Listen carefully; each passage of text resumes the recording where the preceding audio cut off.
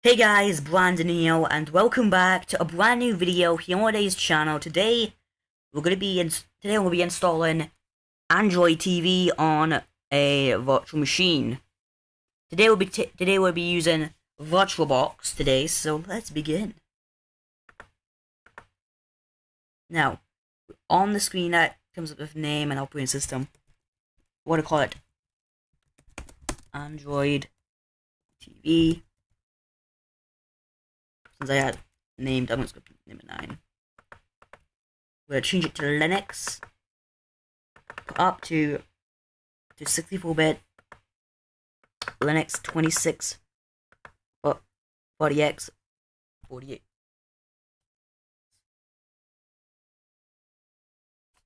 So I'm doing something on my other pin.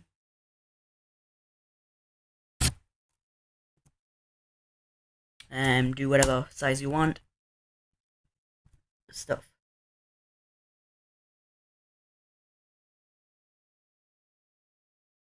So now, here we are. If you want to, you can click on the settings button right up here. And I might have to do this for you guys. Click up on the settings bar.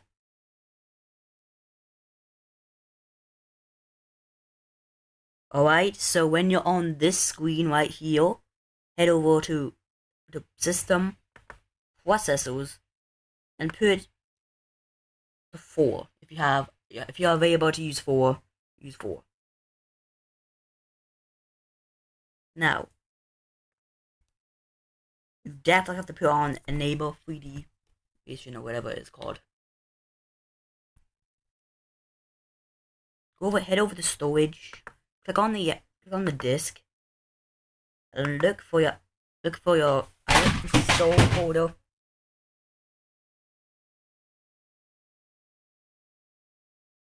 Sorry about that. That was just something that just fallen, which didn't meant to do that, but whatever. Anyway, let's continue. Find your Android TV ISO file. I might put it in the description down below, or you can find it by typing in androidtv.iso. Now, we're gonna click OK.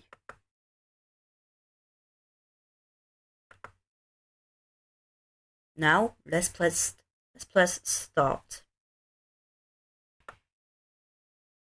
Alright, so when you're on this screen right here, click on install Android 886 to hard disk. And it'll come up with all this information. Just leave it for a bit. Now, if you get to this screen right here, click on create/modify partitions.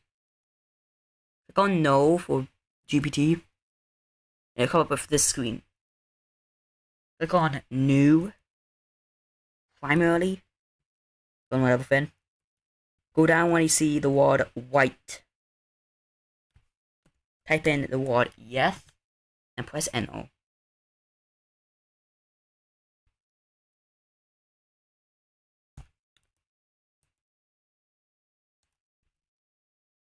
Press quit, and you should now see your partition, which is right here. Now format it with this one right here, which I'm holding out. EXD4. And say yes.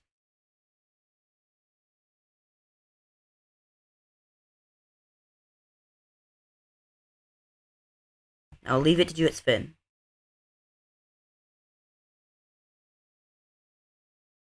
Now, if you get to this screen right here, click on yes to install the bootloader grub. Now press yes to install the system directory as read write. Now wait until all the stuff gets copied over to the virtual hard disk. I'll be back when it's done. Alright, so now it's finished. Now, if you want to run your Android x86, make sure to remove the disk first of all. And yeah, if it comes up saying just force it. Now, if you want to reboot your VM, go ahead. I'm not stopping you. But I'm just gonna want my version of Android TV already.